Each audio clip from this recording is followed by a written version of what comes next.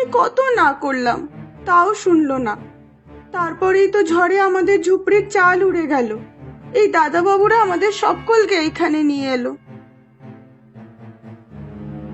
এই বাদল, ছেলেটাকে ভালো করে খুঁজেছিস তো?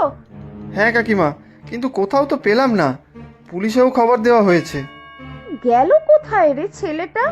তুমি চিন্তা করো না কাকিমা, আমরা বন্ধুরাও তো খুঁজছি, ঠিক পেয়ে যাব। এই সুবিমল, কান্নার আওয়াজ কোথা থেকে আসছে বলতো? চল ফিরে যাই। দাঁড়া তো, বাদল দাদাকে দেখিস না কত সাহসী, কিছুতেই ভয় পায় না। আমাদেরও তো তার মতো হতে হবে।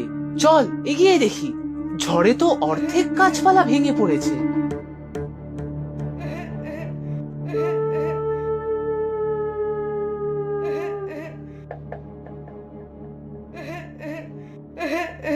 এই, তুমি কে? এখানে বসে কাঁদছো কেন? আমি বাড়ি যাব। বাড়ি তো যাবেই, তুমি কে?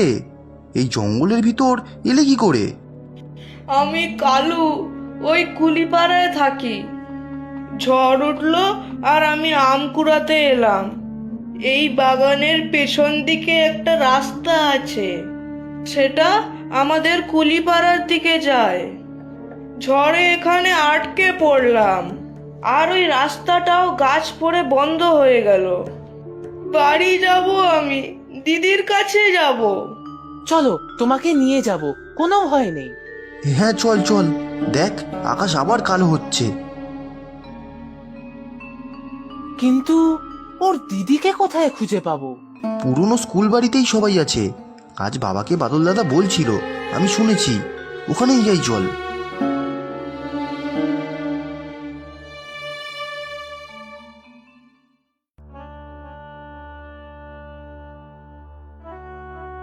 আবার আকাশ কালো হয়ে আসছে। আমি বাড়ি যাই রে বাদল। গোপাল হয়তো এতক্ষণে স্কুল থেকে ফিরে গেছে। একটু পরে যাও কাকিমা, দেখছো না কেমন মেঘ ডাকছে, বৃষ্টিও শুরু হয়ে গেল। গোপালটাও ভিজবে, কি যে করি। ইস, পুরো যে ভিজে গেলাম। ওই তো স্কুলের মাঠ, চল তাড়াতাড়ি। ওরা কারা দূরে? এই বৃষ্টিতে এদিকে কে আসছে? ওটা তো গোপাল মনে হচ্ছে, সাথে আরো কারা? কিরে, তোরা এই বৃষ্টিতে? ওকে আমি দিদির কাছে যাব। বলছি বলছি, ও তো কালু। ঘোষালদের বাগানে আটকা পড়েছিল, আমরা নিয়ে এসেছি। ওর দিদি এইখানে আছে। ভাগ্যিস গেছিল, তাই তো ওকে পেলো। নিশ্চয়ই ও কমলির ভাই। কমলি, কমলি।